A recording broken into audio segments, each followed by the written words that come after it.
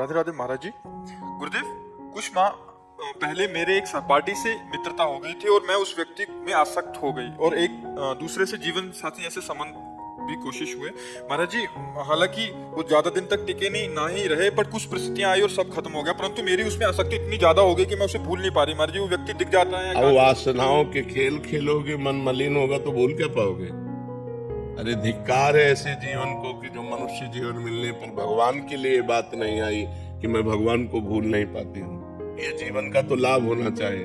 इन नाशवान शरीरों में आसक्ति करके इंद्रियजन्य सुखों में भोग सुख का अनुभव करके मैं उनको भूल नहीं पाती, तो धिक्कार तुम्हारी बुद्धि को।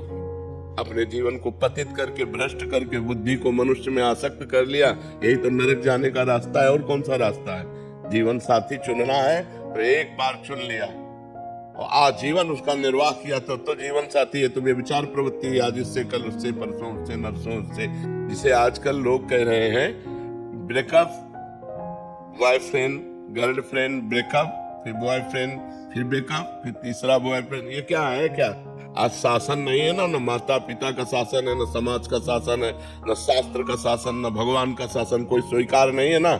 इसलिए मनमानी आचरण होते हैं। मनमानी आचरण करने का अधिकार किसने दिया तुमको? या एक बार पाणी ग्रहण किया तो आजीवन निर्वाह किया? अपने पर शासन नहीं, अपने धर्म को नहीं जानती हो, शरीर का बार बार अपवित्र होना, ये क्या है? मन शरीर में लगा हुआ है, मन अपवित्र हो रहा है, पाप का खजाना बन रहा है, नरक जाओ नरक भोगो। ये दुर्लभ मनुष्य देह का क्या लाभ मिला? आजकल यही प्रवृत्ति चल रही, तुम्हारी बात नहीं बच्चा, ये आजकल प्रवृत्ति यही चल रही है। ये कोई मतलब नई बात नहीं, यही प्रवृत्ति चल रही है। भगवान का नाम जप करो, संयम से रहो। अगर स्त्री शरीर है तो किसी एक पुरुष का एक बार वरण करो, आजीवन वरण करो। छूट जाए तो ब्रह्मचर्य से रहो, आजीवन ब्रह्मचर्य रहो। ये भी विचार प्रवृत्ति से नरक जाने का रास्ता होता है।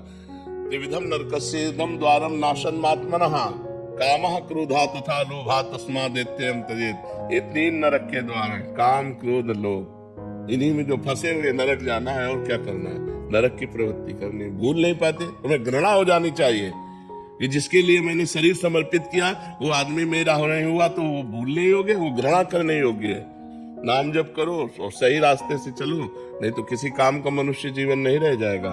हम कहते हैं दोस्ती करना पाप नहीं है, कोई भी किसी से भी दोस्ती करो, लेकिन दोस्ती गंदगी करना पाप है, बेविचार करना पाप है। ये क्यों करते हो? अगर आपको दोस्ती पक्की तो आजीवन निर्वाह करो, माता पिता का आशीर्वाद लो, देवताओं का अर्चन बंधन करो, ब्याह करो, एक साथ रहो, कोई बात नहीं, आजीवन रहो। ये क्या है? इससे बेविचार उससे बेविचार उससे बेविचार, तो किसी का शासन नहीं होता, इसीलिए मनमानी आचरण होते। कोई तुम्हारी बहुत अवस्था है क्या? ये मनमानी आचरणों से क्या होगा? अपने जीवन को खोखला करके नरक जाओ, नरक का रास्ता पुष्ट करो। इसलिए बच्चा सावधान, नाम जप करो और सावधान रहो। भगवान का आश्रय लेकर के धर्म पूर्वक जीवन व्यतीत करो। मनुष्य जीवन ये दिव्य मिला है, इससे भगवान की दिव्यता प्राप्त करो। हम कहते हैं ठीक है गृहस्थ में जाना है, गृहस्थ में जाइए, लेकिन किसी एक पुरुष का ऐसा वर्ण करो। देखो आजकल मनमानी चल रहा है। माता पिता वर खोजते थे, पंडितों से विचार किया जाता था, बड़े धर्म पूर्वक देवी देवताओं की आराधना करके ब्याह होते थे, आजीवन निर्वाह होता था। हमने कभी नहीं सुना डिवोर्स, गांव में कभी डिवोर्स नहीं सुना हमने।